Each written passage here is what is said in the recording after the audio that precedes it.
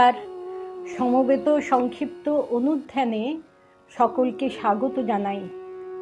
আজ আমাদের সমবেত অনুধ্যানের বিষয় মা শারদার ৩ বাল্যসখী।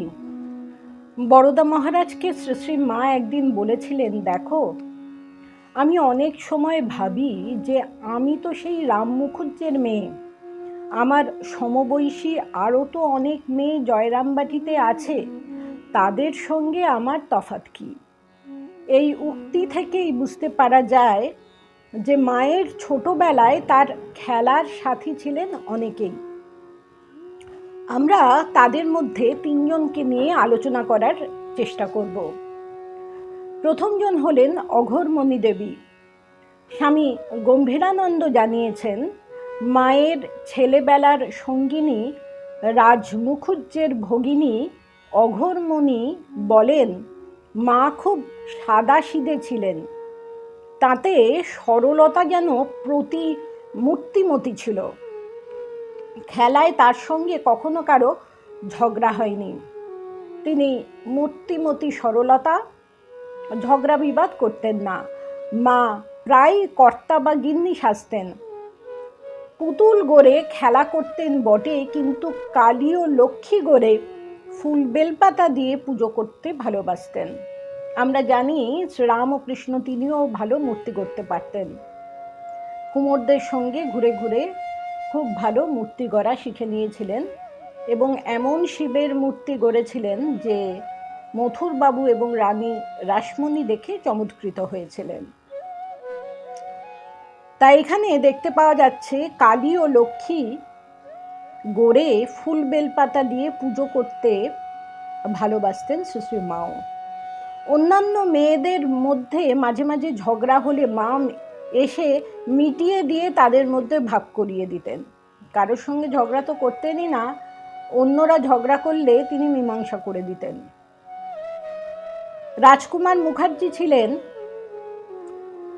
রামচন্দ্র চট্টোপাধ্যায়ের জ্ঞাতি ভাই তারিণী প্রসাদ মুখোপাধ্যায়ের পুত্র রাজ মুখার্জি বা রাজকুমার মুখার্জি। রাজ মুখার্জির দিদি অঘোরমণি দেবীর শৈশবে বিবাহ হয়েছিল তাজপুরে চাটুর্যেদের বাড়িতে।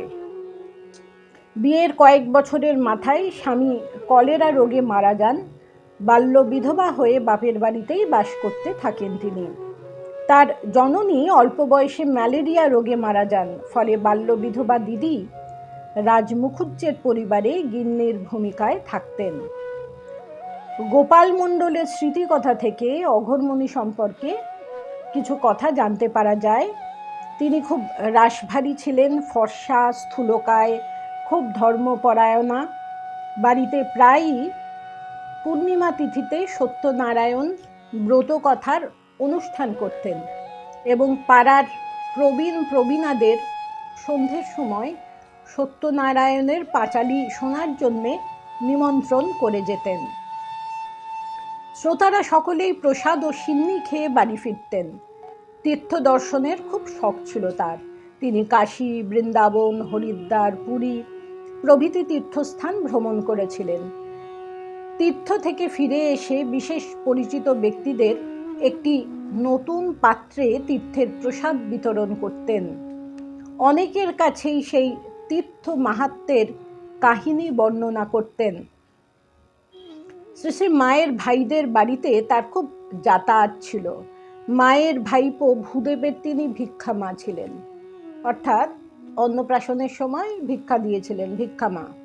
শ্রী শ্রী মা অসুস্থ হলে তিনি মাঝে মাঝেই তার কাছে আসতেন ও সেবা শুশ্রূষা করতেন।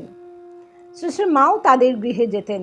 একবার মায়ের অসুস্থতার সময় অঘোরমণি মায়ের পাশে একই বিছানায় শুয়ে তাকে মন্ত্রদানের জন্য অনুরোধ করলে মা শায়িত অবস্থাতেই তাকে মহামন্ত্র দান করেন। আমরা জানি যে মা তার বাল্য সখীর সঙ্গে গল্প করতে করতে, শুয়ে শুয়ে কথা বলতে বলতে মন্ত্র দান করেছিলেন।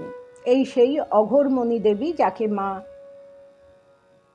বিছানায় শুয়ে শুয়ে কথা বলতে বলতে মন্ত্র দান করেছিলেন।